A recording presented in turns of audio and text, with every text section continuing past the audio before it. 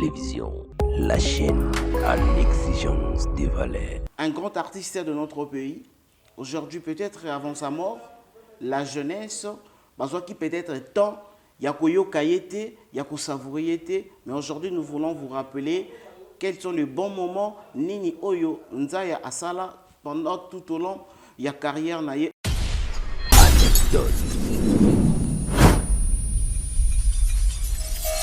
Bengaï parce que lui il a commencé en 74, en 73. Dans 74, quand il a chanté dans l'Ipoa, l'homme va s'appeler Makasi.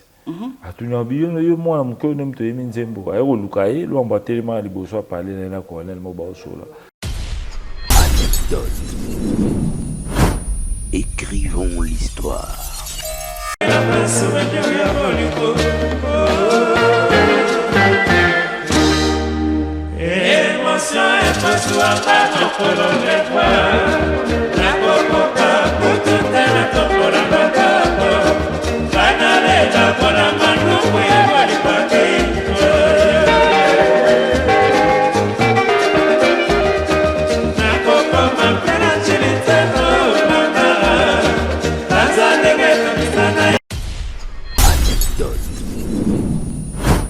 Écrivons l'histoire.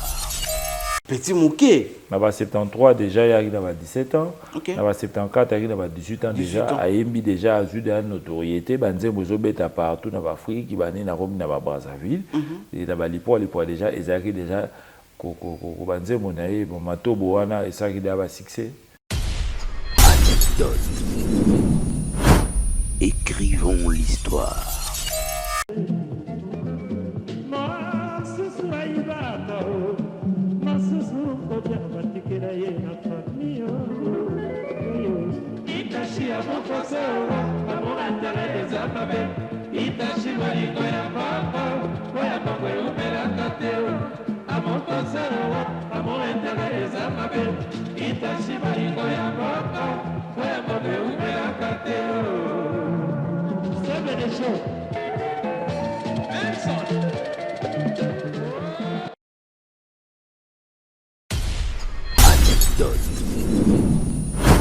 Écrivons l'histoire.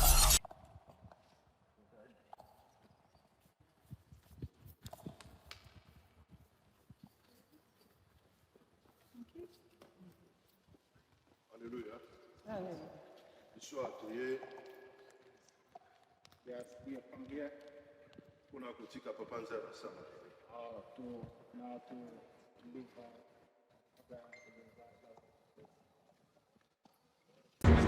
Je fais appel à votre sagesse. À la sagesse bantou. La situation est plus grave que vous ne l'imaginez.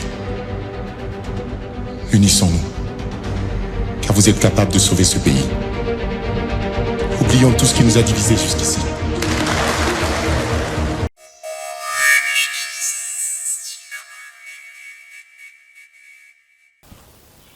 Dans le plateau d'anecdotes, mesdames et messieurs, soyez le bienvenu sur votre nouveau numéro de votre émission de référence. L'émission Anecdote devient une émission de référence parmi tant d'autres émissions où ils allaient en référence il y a musique, il y a Congo, il y a Mboka Nabiso tout entière. Merci. Bonjour, bonsoir, ça va dépendre d'Angonga Bota Nabiso partout dans le monde. Nous sommes tout info, votre champ de valeur. Nous sommes en train de vous divertir et de vous informer, pourquoi pas de vous former aussi, c'est notre travail, et nous suivre, c'est aussi votre travail. Vous devez nous suivre parce que l'information sécurise, l'information déstresse, l'information a beaucoup d'effets dans la vie d'une personne. Encore une fois, je vous dis, vous n'êtes pas trompé pour choisir la chaîne de référence, la chaîne de valeur tout info. Nous sommes en train de vous informer par rapport à notre culture congolaise. Nous allons aujourd'hui rendre un hommage à un artiste congolais parmi les grands. Il est cité, son nom est cité parmi les grands.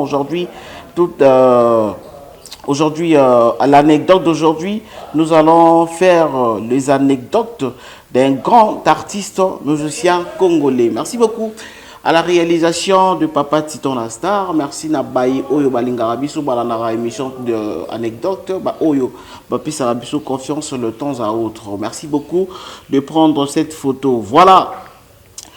Les chanteurs Nzaya Nzaya Dio est mort en Angleterre à l'âge de 64 ans.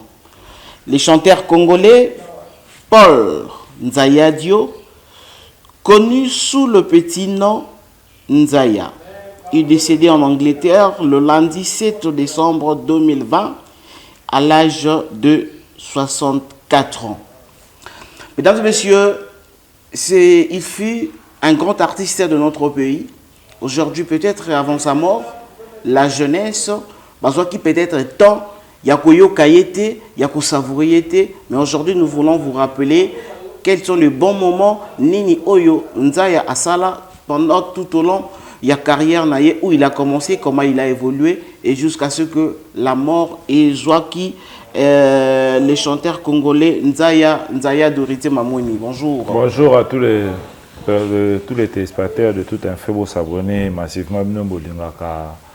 Anecdote. Aujourd'hui on est avec l'anecdote, on est là avec l'anecdote, on est à monde à part, pas de polémique, pas de mensonge quoi. On est là, on va parler sur l'histoire de Nzaya Dio, un des plus grands chanteurs aussi du Congo à l'époque et du Zaïre quoi.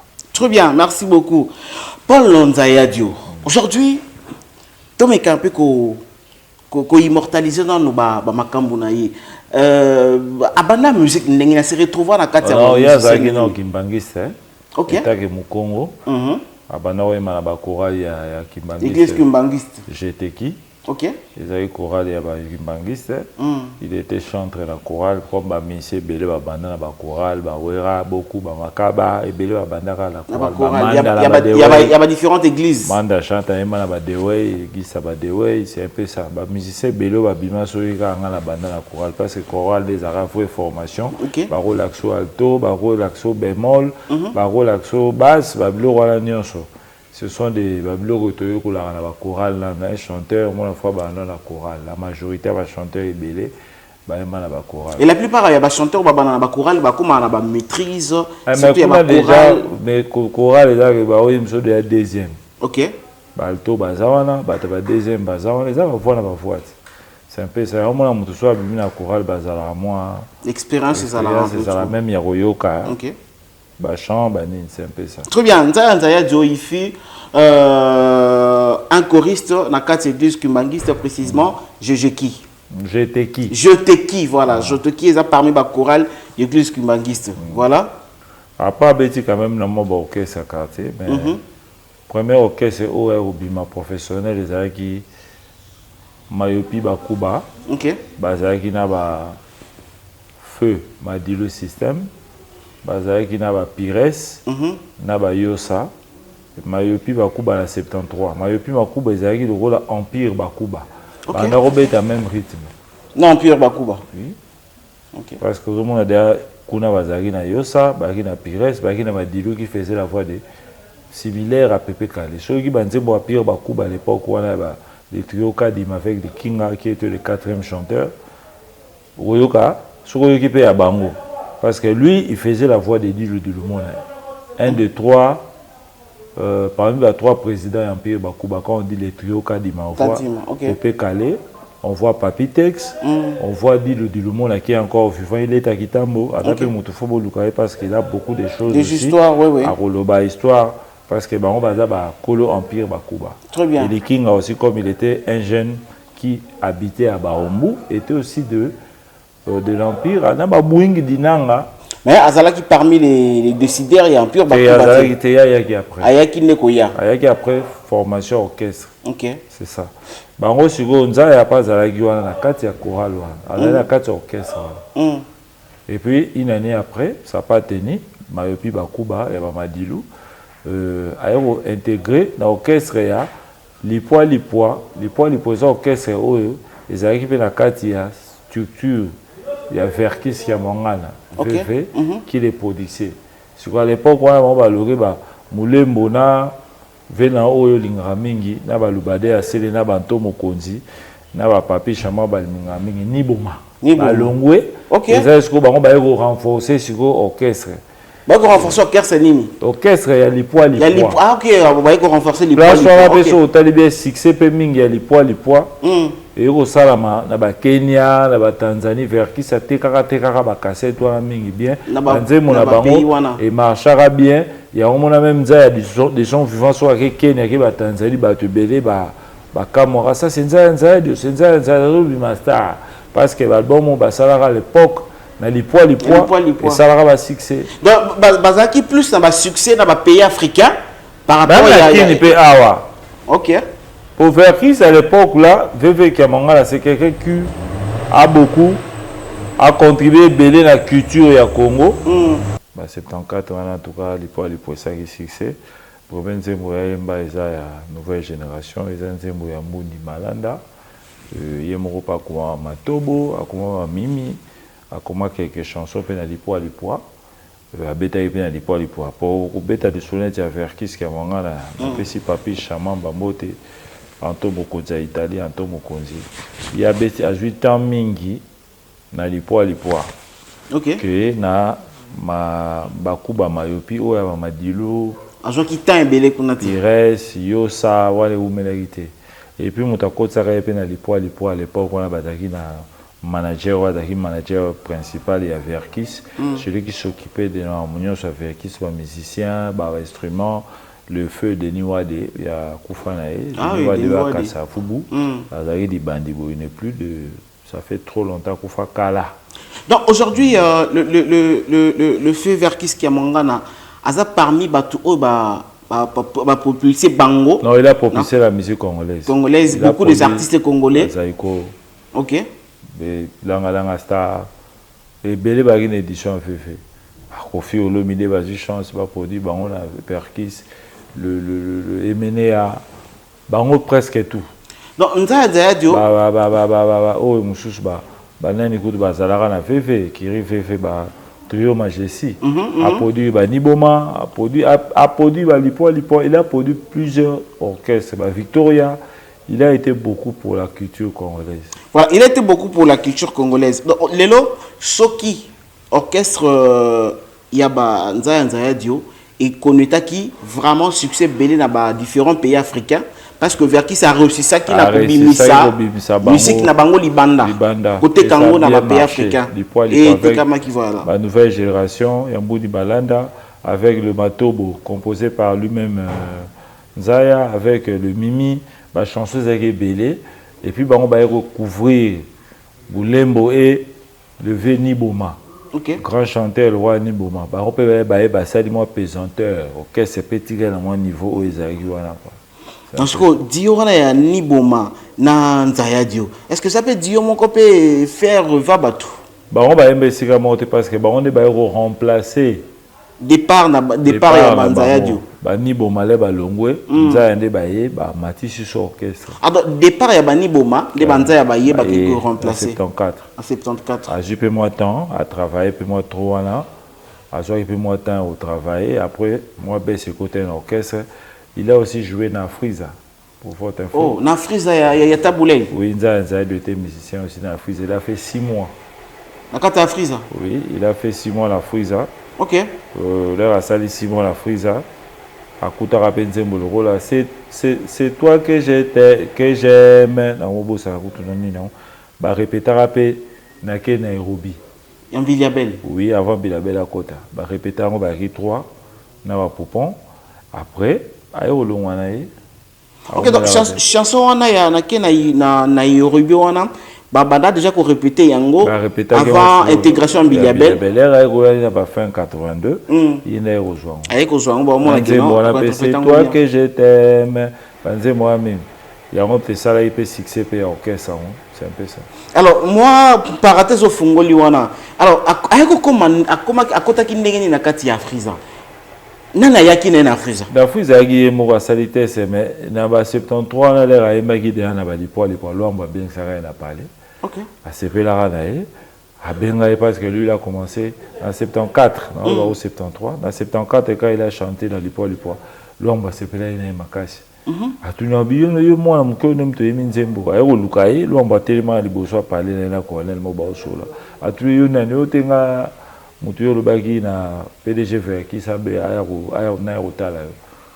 Oh, Yo moi le Mouké parce que là lui quand il a commencé à chanter il avait 17 ans hein. Petit Mouké. Na ba 73 déjà il a 17 ans. OK. Na ba 74 il a 18 ans déjà a yembi déjà a eu de la notoriété banze bozo beta partout na ba Afrique qui bani na Rome na ba Brazzaville et na ba lipo déjà ezaki déjà ko banze monaye bon matobo wana ezaki da ba succès. OK. Aki da kota la Franco. Ezaki da na ba chanson bien Franco kama oh yo moi le Mouké boye mtoye minzembo pour na Franco kama makasi apesa ke pembo c'est un peu ça. À qui ça li teste ba ndimie na kati Afrika bon famona era vera songo par rapport bien ba âge na pe ba série wana pe na non il a pris l'appel ngaimba na parce que bazwa que il a fait 6 mois après 6 mois avant d'aller na ndaku a commencé ko sa activité na banzonzing après quelques temps na ba 84 85 a reçoit deux copies à producteur dont Dassi Makiadi je choisis Don Dassi bah à ça album album ya Yemoko je vois ben Sarah Kester à la Kenano a travaillé na Papa Wemba OK banze moloko ba luzolo banze moloko ba kiaku banze moloko la vie je vois on répéter na fait beaucoup je vois fait beaucoup la série montant on les raïna on se fait beaucoup la émission montant yo pesinga producteur yo zo kawana na lengo alia ngambo ça dit nga na récupérer no bo ya alia nga yebsa do Dassi ati na bo mshupoto e manaye do yo traiter na mutu mususu et bakanda ya mutu mususu eko bimisela ngo pa mutu mususu c'est ça abiye do Dassi alia ngambo déjà yefati na mbongo mususu pona yebele susu amoni ga lera episi sko do Dassi polite menga na yeba te yo za na contentieux mona papa OK nzembo sala ya na lengo ya se tu va te mbongo sila ga te ya récupérer ka laro yo tika ka lango yanga boito abino photo na photo back sa sumbongo bon faketra ke singa Kester azu Kester yogo pe ba utara poto de na zaiko la 85 kwa yogo kuti zaiko longela ngala star yogo longela ngala star atika là le dernier musicien ngala star le baki ba Gabon ba Brazzaville avec il faut que ça pas tenu ayo longo pour tout les batika qui est ya tika le muta shuka ngala star le ba juna baki Shockstar, Joe Malia qui est Shockstar, Ben qui est Shockstar, Bosi qui est Shockstar, Roxy qui est Shockstar. Côté on est espérant qui s'engage ni jenga kake va aller à Bruxelles, les aki muta qui n'a luka qui nzela là yogo atika la mais ayo compagnie qui avec Voloko bon zo bimate ba kebe concert mon à Congo Brazzaville ba keti ba Gabon ça pas tenu après à longo là ayo ko intégrer zaiko na 85 le ba ke poto na zaiko le razongi sikoyo ba yo kuta projet wana ya vena biso nzanza ndio basa l'album c'est un peu ça. Trop bien. Merci beaucoup parce que en tout cas côté on memi biso un peu trop bien. Ngani na lingi to reculer souvent mon qui est sima. Moi parenthèse moi na ofungoli wana. Alors na moment o ba traiter ki na papa et ton papa to baga papa ba melimbo. Ton papa ba melaki mbongo te. Non parce que est-ce que ba yemba ki papa yemba bi ngado da isa za la. Metali eta la kinza ya diote. Abi comme na mbongo na comme na ina besoin ya tika sur na $200 na nga ya que $200 yebisa do dasi après ça mon jusqu'au je vais chanter maintenant. Mais va travailler des chants. Moi déjà vous travailler des jours 3 jours du mataka moloka et bodame vous travailler à mon question bimate. Est-ce que bimisa qui moi polémique te bimisa polémique vous la raison pas politique pas vers bimisa sumbo sur l'art ngala bimisa mbongo bani po ya zwa suba moyo po dire mon fait beaucoup les salles relais de aboul OK beaucoup les temps que fait ngwaka ya longoli pe ya abino faut pesa musupo to bandela quand par sur à zéro et pas mon aïso na ba ba caprice ya papa Wemba et que dia ngapetan ce que place on est là donc c'est que vient na biso nzaya pe enfin chaque peut place on est ça qui non moi la ça arrive bien té ça arrive bien té parce que il va aller là bon il a problème té mais là arrive ça d'autre assis abo donc assis comme ça abo ça ngape suna politique bon voilà bon ngaskoni na wela mutumbongo na yebisete que yom to produit est-ce nga na ebe que yo na yebo wela mbongo be ya un problème nga na yebite nga na pese ka mbongo là là c'est que non album on a zo produire d'autres assis pe ça bon il est pas bien ou aller peut répéter là de comme joue au studio ndaso yebise makambo wana les dans la facha mbongo mo ila wala ya milai ka mbongo fait beaucoup la l'accès pe ka client que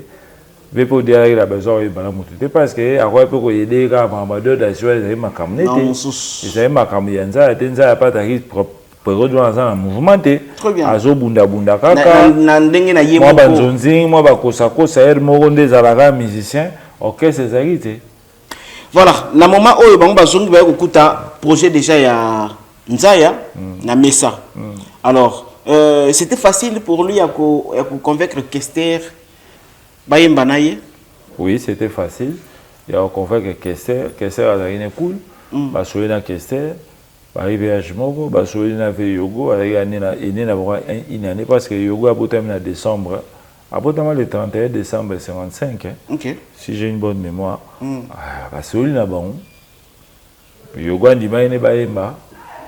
Yogo na question. Oh luzolo, bah il ça pense moi, ataba salignon so, bah koti kalana soni, que c'est, je crois Yogo na emo Nzaya. Très bien. Alors, c'est ça de moments où Toko Ratarayangote. Ce sont des anecdotes où les autres sont dans la jeune génération que vous faites des pena dans podium. Toi, grand artiste, toi, chanteur, pas na concert pour moni bango bayemba. Est-ce que avec la réalisation des Titans nous pouvons un peu revivre ces très bons moments entre Kester King Emenea, Nzaya Dio et Yogo Dido Yongo. Mesdames et messieurs, nous pouvons suivre ensemble avec vous ces très bons moments de l'histoire de la musique congolaise. Après, on se retrouve tout juste après.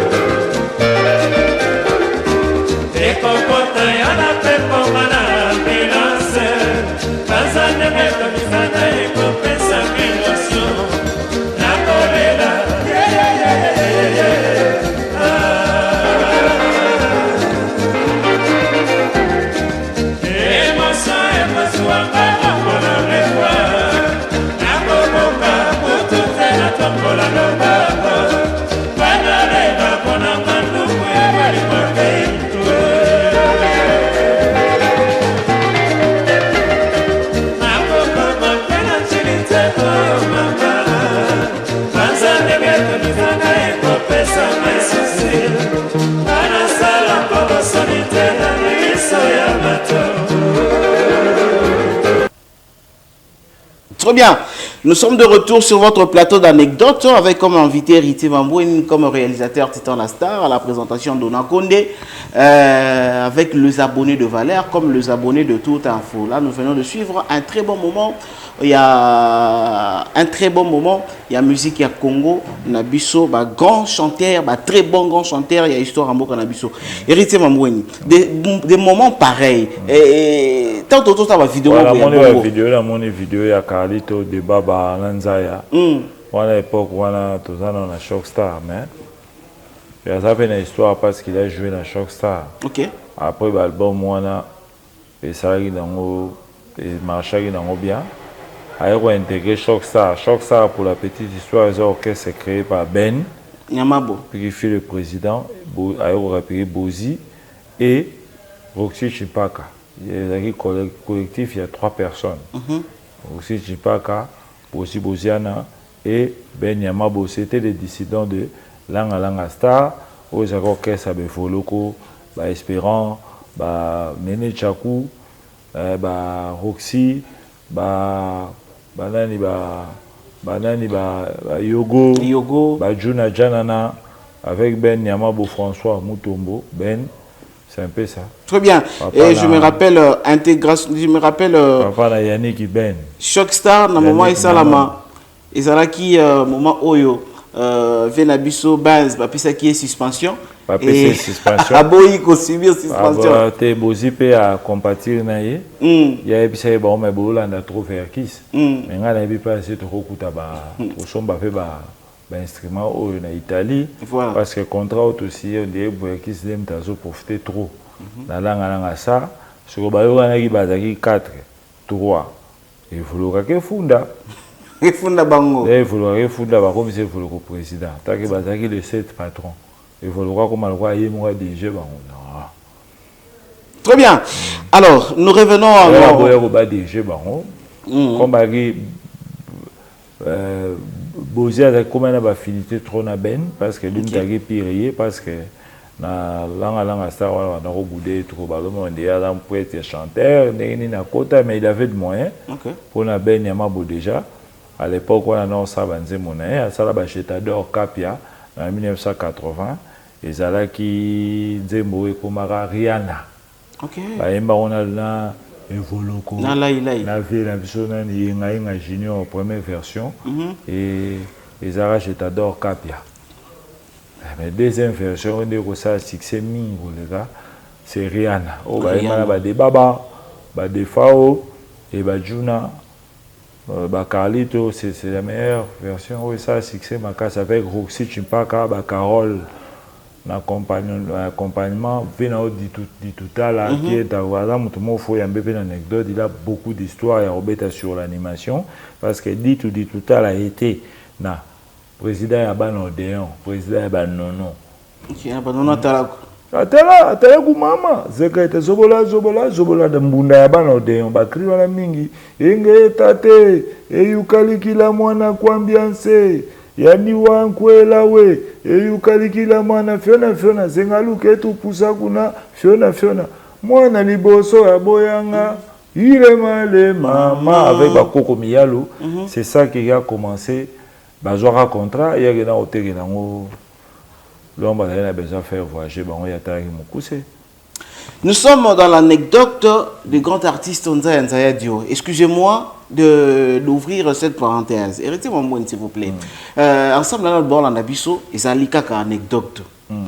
Est-ce que Namukuse ok un peu ko détailler les piso viana yema idemo de mama kazi koko miyalo te koko miyalo eza nzemba koko miyalo eza bana Odéon ok akufa na yepe eza bana Odéon et oui kenze moi les référence style lo eza ya bana Odéon eza orchestre o eza ki folklore bambunda ba beta ba animation bambunda ok là c'est bimisa batalako parce que il y a formation batala ko ba fe ngabu diala boaki ba lokoti ba ve nono monchuluku de res mémoire soko laki musunya batwe loba ve nono ba bébé atala ko azali ashimba bonga ashimba azala na kitambo awa na bandal il y a na bandal grand frère nae qui était aussi à ça des succès mingi soko bato ba oyebe souci na Shockstar manda mandi tout à l'heure ayaya bwesa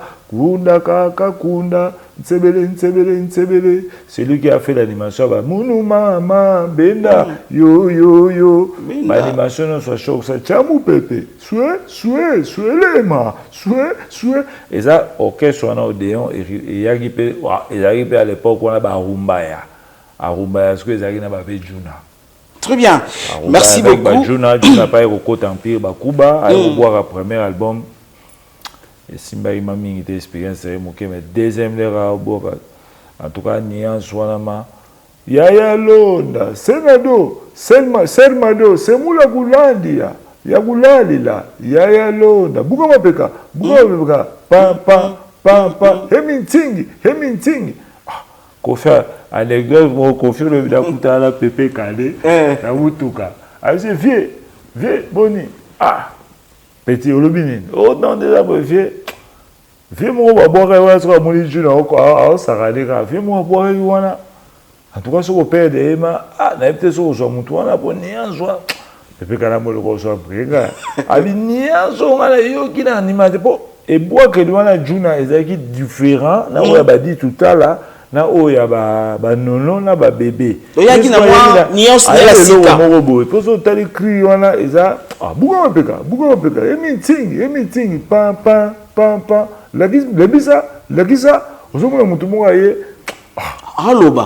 azoloba kofa bi mais non mais mutu aza musique biso komoni soko oze opère de en tout cas opère de mutu munene ils ont embrouillé nga trop embrouillé les gars fait nae soka les filles on a étudié on baf alors bah on benga soko embrouillé les gars étudié et puis bazara le tu le lo so tali confiner jo avoir très bonne relation tu le lo mutu na ema ya kala pour aller là les gars bisé que crier au bois que les musique parce que y a moni ba nono ba bébé ba dit tout à l'heure avec plus jeune que bango yes quoi na mama ya sika mo boye na mama ya sika mai wana sika omona bana landa ba bil balanda ba bil kutute ba nani ba ikokota ba kaluchi balanda nzela wana bilanda kaluchi ayana ba style mo le rola ba fait na biso kufa walingona walingona mwana matanga mwana Paris amwana azoyemba de azobwaka OK parce que ya kana animation en chantant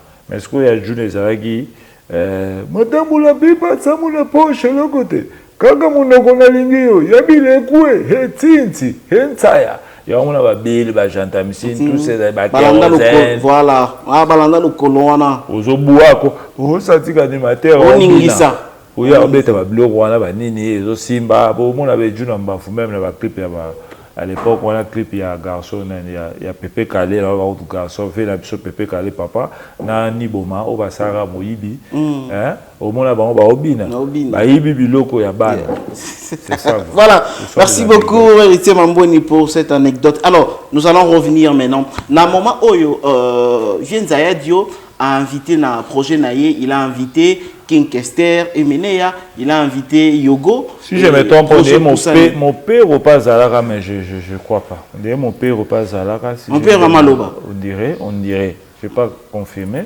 À Vitara Bango, Embi, album Wana, La vie, Banze Bolorola Kiaku, Banze Bolorola Luzolo, Naba Yogo, c'est Yogo qui a fait plus de voix lead, Kester pas Bananze La vie. Et puis Dio Wana Petrio, Wana Pezaki, Bien, Sala Rompe na IAD. Na solo ezaki à Brazzaville. Oui. À l'époque on a mis batbana que studio IAD. Studio ming dans na Kinshasa studio ezaki ma professionnalité. Ezaki nango ba VV ba mais bango ba zaki so zano VV tem ta produire yo. Voilà. Au moins la moto préféré que même Brazzaville. Na IAD. Eza roi le loté ba ministère be le roi ba Kofi et ba Fali comment on a studio là studio je bien bien na yoka pas dans la studio na et comment les musiciens mo za somba ba matériel na bien ache ba studio na e makaba pas ça la studio mon dieu la kini studio comme même yo dona ko ndoko dans la na yo le PK au sali moi studio no ba mo enregistrer moi ba relation na yo ba comment koya ko comment le studio à l'époque on a ba studio professionnel za mingi VV OK c'est ça qui est belete et ça qui est belé ba studio ngoma izalaka à l'époque studio ngoma soto beta studio ngoma beta sera ba papa Noël Nedoul mais au ezaki mal vogue ezaki VV mingi ezaka studio VV mais ce qu'on prend que aucun ko enregistrer en studio VV faut avoir la bonne relation na mukolo studio ba te beba no ke Brazzaville na IAD parce ba ko faire le bide ba sala pe ba enregistrer pe ba magie OK magie da enregistrer na IAD ba pas de faux pas na IAD modogo pas ala pe période wana Abarambo la PC Mbote ba Willy Boula pas de faux pas c'était IAD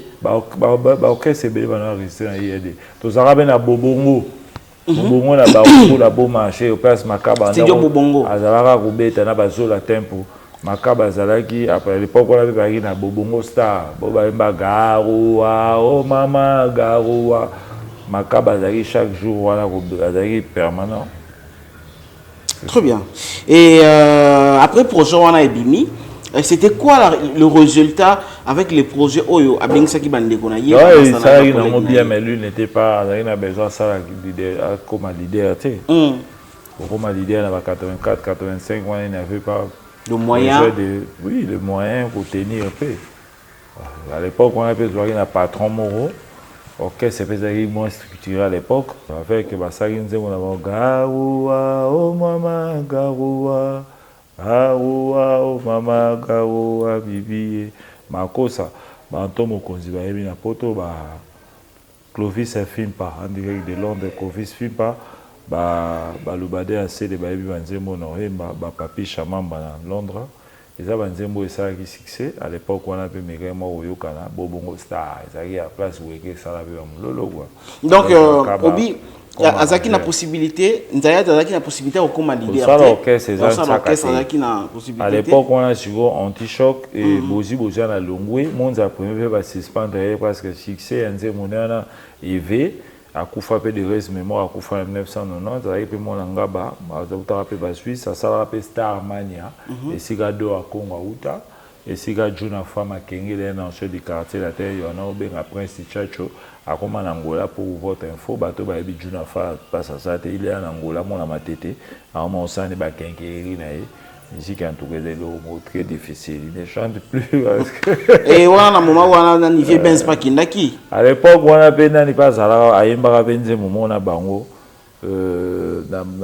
des sous-appés OK des sous-a azalaka pe na Star Mania pas monza premier Armania alors ça l'orchestre là le na Shock Star ya nani ya Ben ya Mabo pour l'anzemo ne fezonga eve bolingo nzote komi kolenga hami mama simanga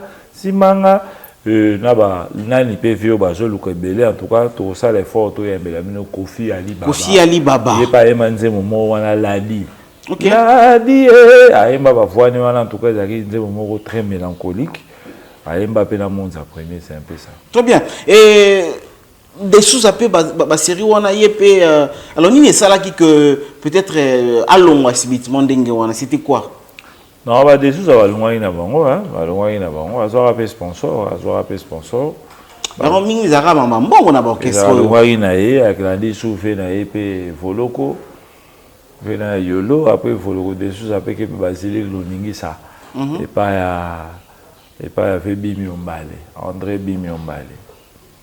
C'est un peu ça. Mais voilà. Quand même, dans 85, nous avons fin 85 à l'époque on a bougé à Kei, à l'époque on a peine à Kei, Monza premier Kei. Bougé à Kei intégré. Bougé à Zari peine à Julie Detawana, na Shock Star.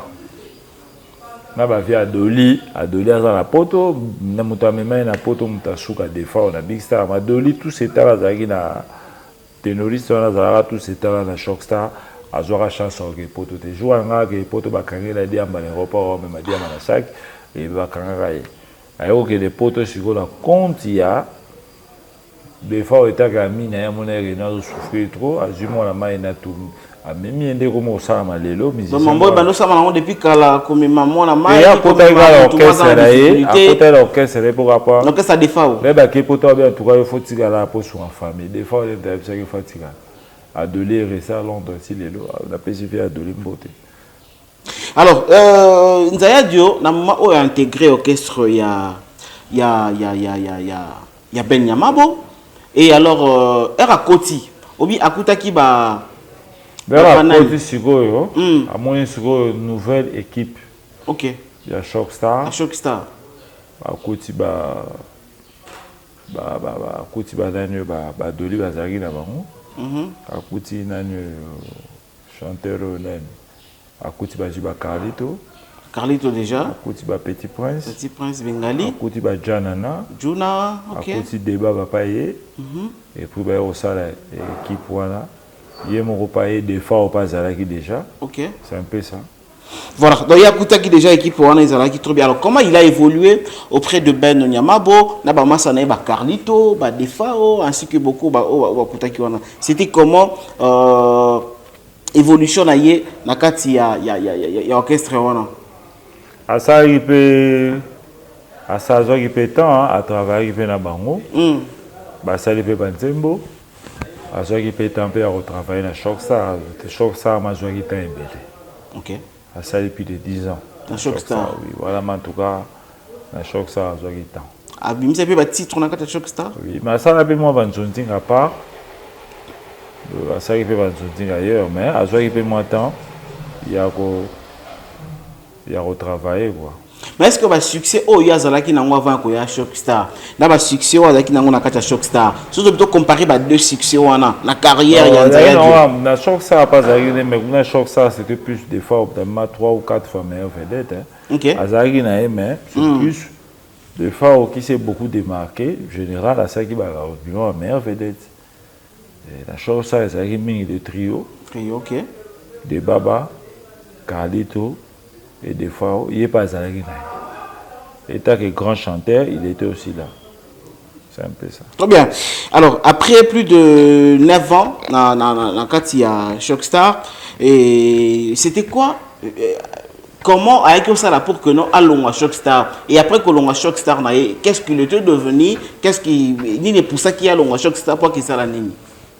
Non, alors il était à bêta et moi bachana, ingratitude, texte, miso. Voilà. Il a écrit quelques chansons. Tout en restant dans Katia Shockstar. Oui, à Sali Batembo, presque dans tous les albums. Ça qui peut moi album Boye, Carlito, De Baba, ça qui va l'appeler Mbagipé. Et ça qui peut bien. À ce qui peut timing il a retravaillé dans Shockstar par rapport à l'orchestre surtout l'équipe parce qu'il a fait plus de 10 ans. Il a été dans Shockstar, à l'époque à Rihanna, à Yemba, à l'époque il y a l'album où tout y a succès. Il y a Shockstar, nous a été de la partie. À Chevanzim, le roi Maya Miso, il a fait beaucoup de chansons. Alors, vous avez une relation avec Vieux Nyamabo? Oui, il a une très bonne relation. Ben Nyamabo, parce qu'il était bon, nachant. Il y a Petit Prince, Banzaya, Juna, Germain Kanza. Ok, ok. Oui, il y a bossé notamment Germain Kanza aussi. Il a voyagé à Poto, dans Shockstar en tout cas, il a voyagé à Poto. Voyage de mon Tatika. Aïbisanga, Tikala, Depa Kota, Shockstar, voyage mon côté, il y a Tikala.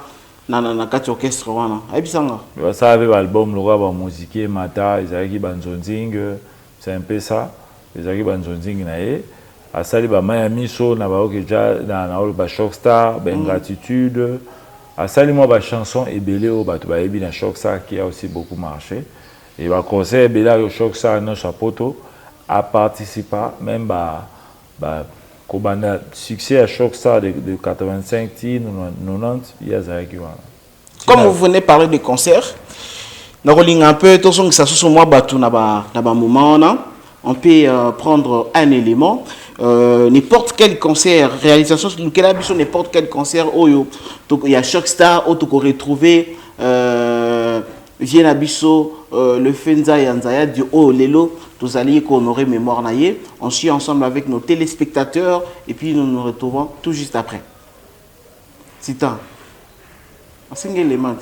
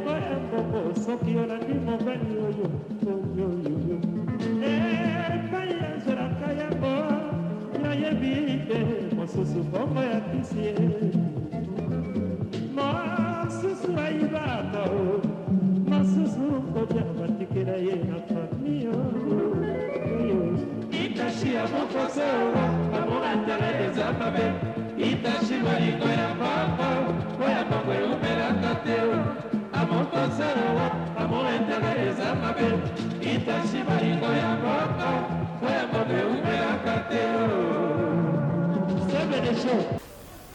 Asali du péta on sala mo banzembo bakuya la vie ba Faustino eza banzembo abeta on a Choc Star ils ba succès na à l'époque voilà ce sont des chansons qui a beaucoup cartonné banzembo on a ben gratitude à salon à l'époque on a Choc Star comme na mo balotage en 94 93 ils ba dernier album il y a des baba ba pas fouti Emile na badiki les rois pas kotara c'est roi na fait na fambo à kotara pe Choc Star bazara na ba Germain Kanza il pas participé à une époque pe Choc Star kota vache maigre pour votre info nza depuis azara pe na quartier latin oh on a ba nini nyona 99 na départ il y a ba 100 milo départ il y a ba Modogo il y a ba Bourompela il y a ba Lebou il y a ba Mboshi Somono Parti basse pour créer Academia. Lui aussi il était venu à tester. À la taille, il a répété un tir dans mon tour. A répété à peine à Koussa, à Gibson, a répété à peine à Eric Touti. C'est un peu ça. Non, il fallait être déjà au quartier latin. Il fallait à peine d'arriver. Il fallait arriver 2 mois après. 2 mois après. 2 mois après recrutement. Il a répété à l'eau la paix. Ok. Mais comme avec Mokolo, qui vraiment avec Mokolo. Répéter na bango la taille singlé a chepé tentir dans motu. Est-ce que va jouer yépé? Mazara déjà beta pe mo ba concert. Ba concert à ba grand hôtel Musunza pas joué mba. Mais pourquoi la mantoura Choc Star amoindri.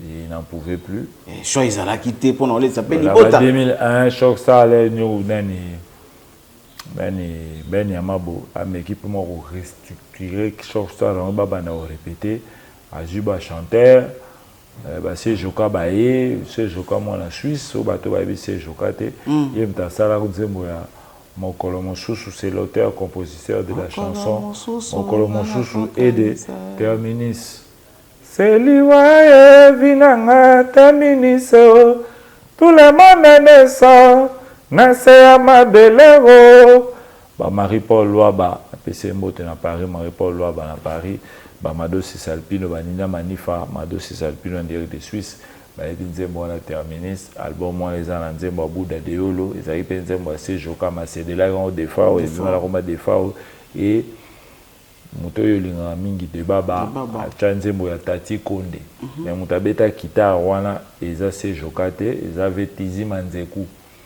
Ok. Tizi Manzeku, un ancien de Loki Jazz. Mais là, il y a un macabre à Beta Santé. À Beta Santé, quoi. Santé, Beta on va aller macabre. Alors, ni ça que Nzaya Dio, a vous mis à un quartier latin qui est né. Il m'a dit na iko ya kokota quartier latin. Les arrivés selon péage à l'époque, les arrivés vagues ou un peu.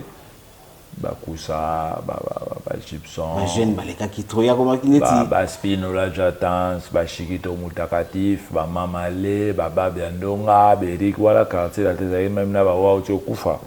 Chamberton a la premier tour dans 99, l'air épicité. Il n'est pas Bozi. OK. Oui, il n'est pas grand-père Bozi. Après Ozong est sous la quartier. Donc Chamberton ça aya koluka musa na quartier latin 2 fois, deuxième fois déjà première fois. Bazara belé pena voir il y a Loris c'est bagi comme. Et dans ces grands tirs naïe qui étant dansé à quartier latin comme la dansé il y a quartier latin mais à l'époque Kazalaka déjà dansé. À Beta Scotro na Zaïko. Ah OK. Floral Mangena passé plus de na rôle va 7 ans. Pour la quartier la terre florale à l'origine avant 92, début 92, fin 92, 93 derrière les bandeliers, Floral Mangé d'Agé Zaïko. Soulignons quelque chose. Nzaya Dio Azalaki Mukolo a sur le midi. Bagage mort. Bagage mort. Et il avait accepté l'humiliation de venir. Mais il a ma cambavi, il y a Bétarinae. Comme Kofi Olomide pas à une époque, en 86, avant créé quartier la terre, on a loué Choc Star. Ben Yamabo les deux les musiciens ben ils accompagner mais ce qu'ils ont la poème en bon apporte et kotara mingi mais à mon arabe c'est tout faraté faut faire to côté ba côté belé mais bon on apporte comme photo kabula rabani mais sur la salle de mouvement en tout cas là aux alama fait dire que bon ils ont la côté ici na journée fin du mois là si bien on a mot mais la kabula va petit ba bon mon bonné ba rouler na bon apporte c'est par là que le 26 novembre à Joyi Makati mais à beta ba concert na Banzaya les bazana na Choc Star ba accompagner na ba concert talaka à l'époque on a 86 85 déjà là vivre na ba poto ba registré album ya Golden Chacho au ba sala ba diva montabeta ba guitare wana beniko ba souci d'été ouais my mama ani mama my mama ya nani ngala lela ya nani ngala sambwa mama. Voilà, mesdames et messieurs, l'anecdote, c'est votre mission préférée. Aujourd'hui, c'était très important pour nous. Il y a qu'à honorer mémoire. Il y a l'un, le plus grand chanteur, il y a Histoire, il y a Congo, Nzaya Nzayadio, Vieux Paul, il y a Tikabiso, na 2020, na âge il y a 64 ans, âge 64 ans, et ça na maladie moko oyaki, et joaki batu belé très surtout bande qu'on a biso banda vivre mingi na mikili ya poto.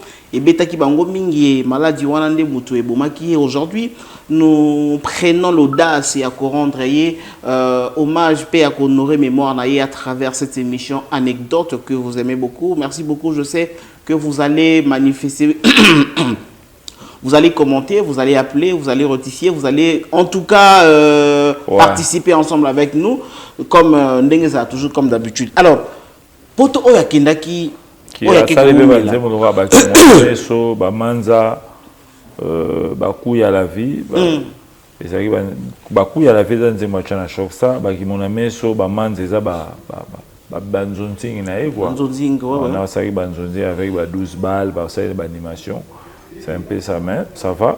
Ngala batu balubaono banzembo mushubo komi mutako koma tous les nzembo ya mutu. Non, tous obligés à koloba banzembo nya sauter ya mutasala mutu to beta kaka l'essentiel. Pour ce de d'autres commander 56 chansons et là mutu mo commenter ma bibi.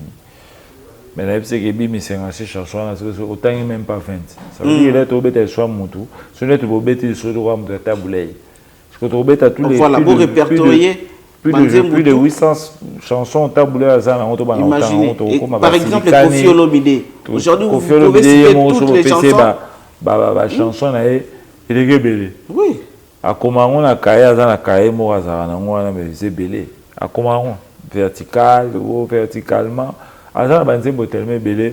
Les aïliata. Même Baoué, à son, les abajibé. Soit Baouana, en tout cas, faut passer ça. Alors, l'émission de vous avez été consacrée pour la c'est l'essentiel des moments forts. Bakimona Meso, Banzembo Baku de la vie, et Banzembo na epi Baku de la vie, Banzembo na na choc, ça Manza, na Bakimona Meso, Banzembo à part, et Banzonzing. Voilà, merci beaucoup. On a tout comme déjà vers les années après Choc Star.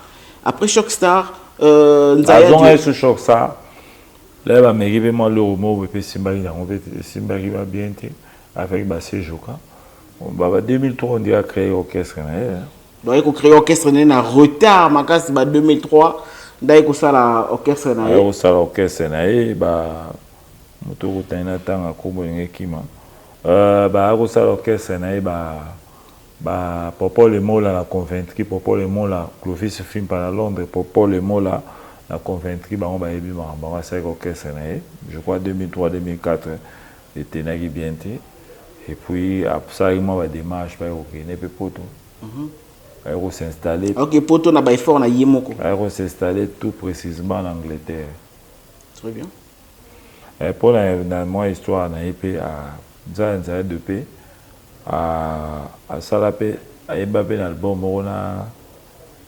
na Bimi Ombale les albums ya Bimi Ombale au Baimba ba trop de problèmes Baimba na Bimi Baimba pe na Carlito na Nzaya avec Roxy Chimpaka ni onia una solo nono monzulu na animation makani sepeli moto e makoyo kanga na kolola bakondima te matongi na matongi Mobemba zalili wate mwana mama atako na kei kasi motema sela ndako mabanzo sela kisasa safi yo voilà vocal ya Venza ya Salaka.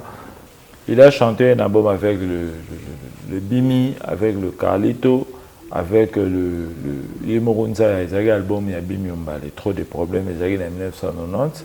ayara petit kin pour ça la promotion avec Roxy Chimpaka Niao Niao avec Nono Monjulu d'animation puis album un peu marchera bien. Donc Lelo Nzaya Dio est parmi les artistes Oyo yembi mingi na ba collègue na ye ayembi na ba Defao ayembi na Banzaya ayembi na ba Carlito ayembi na Madebaba ayembi na ba Koffi Olomide donc ayembi tellement na ayembi na Madilou na ba Madilou système voilà il a répété même avec Taboulay, il a chanté avec il a été apprécié par ya Franco, il a chanté avec beaucoup des artistes. Azam tout le monde a travaillé avec moi trop. C'est un peu ça. Alors, il est parti en Angleterre, s'installer en Angleterre. Et depuis en Angleterre, Angleterre, est-ce qu'il avait continué avec la musique? Ça, les moi, le roi, quelques chansons, le titre, le Vambunanga. Et ça qui peut moi succès, le Vambunanga. Azaki pas accompagné, Aïba Ipena Batum Chouchou, le Vambunanga. On a fait débat avec mon poids. C'est un peu ça. Et alors, quand il est parti en Angleterre, il s'est installé là-bas, est-ce qu'il avait continué avec la musique? Oui, concert, concert, oui, dans studio. On dira si ça on dira vidar album si j'ai une bonne mémoire. Il y a petit kid. Kinshasa, ok. Mais azonga pas koufi, on dira baba un instrument. Pour na yebi que les sali ba lova mulanga pa yemba pena ba lova mulanga na pena ba debaba, c'était bien. Alors parmi les chanteurs à MBP Madilou, ça quand même tout le monde a eu temps de poids. Et c'est pour que c'est au Banibo les cas à Emile avec l'école à mener un chant de Shockstar.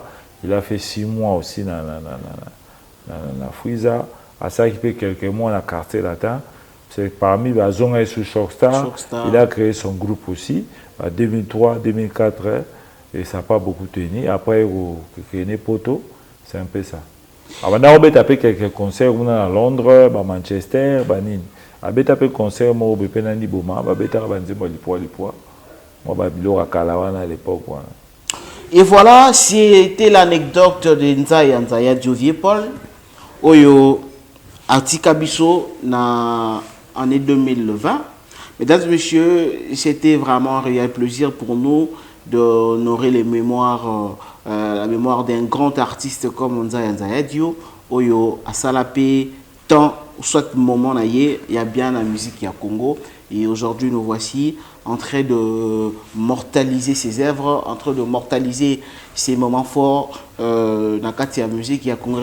Nous sommes arrivés à la fin de l'entretien pour la compte émission anecdote. Je ne sais pas, le dernier mot que le dernier mot, c'est que Nzaya de fait un grand chanteur. Il a travaillé avec Carlito, Debaba, Defao, Joli Moubiala, Germain Kanza, Joli Moubiala, avec Bakito. Quand on me a beau, ça n'a pas bêté en choc, ça une ancien aussi de vivre la musique. Moi, qui quitte, je ne sais pas s'il a qui quitte, après refoulement, il y a sous parité, la viva. Kito Dembela, il était aussi dans choc ça. Il a travaillé avec Badiki les Rois, Azari, mentor, puis Serge Mabia dans la chambre. A travaillé avec Germain Kanza, papa Germain, papa Germain Kanza. À chaque temps, il a travaillé avec Juna Janana, il a travaillé avec les Roxy, avec les Carole, Bembombo, Juju, avec le Juna Janana, et Maître Gims. A travaillé avec Petit Prince, il a remarqué Pasteur Moya Robiko, la Banjili, et puis celui qui a fait Sangwamaba la commission, il a remixé Nzembo.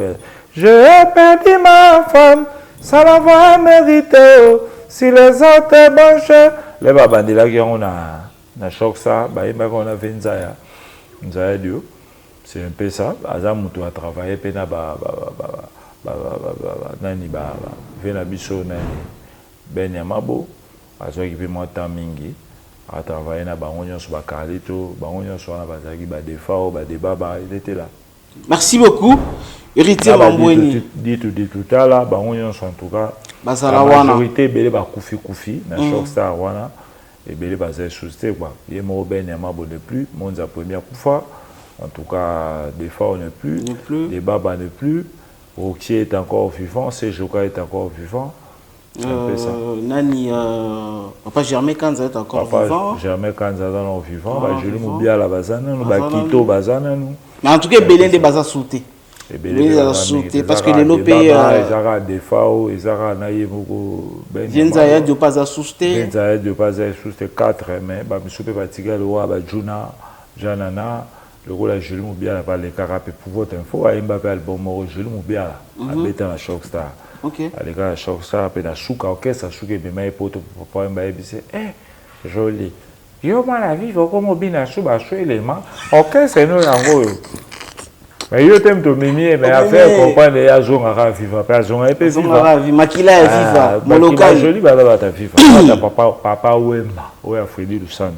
C'est un peu ça. Bakito, bango tout on a fait à Dolly, à Londres.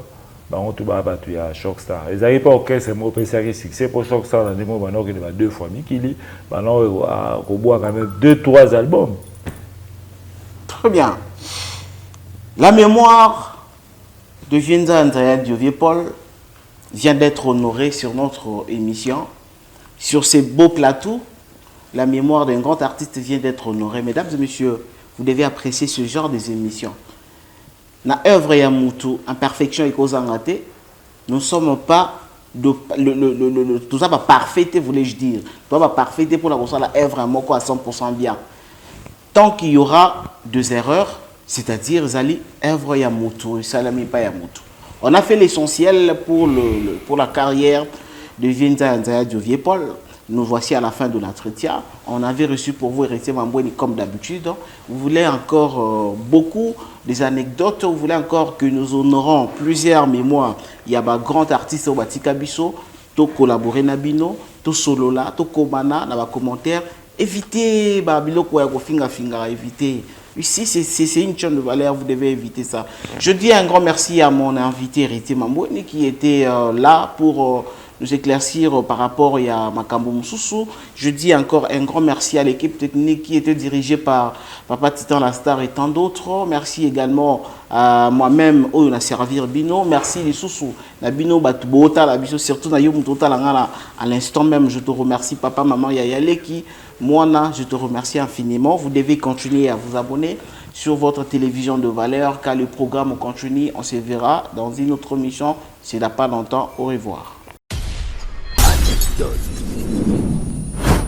Écrivons l'histoire. Tout Info Télévision, la chaîne à l'exigence des valeurs.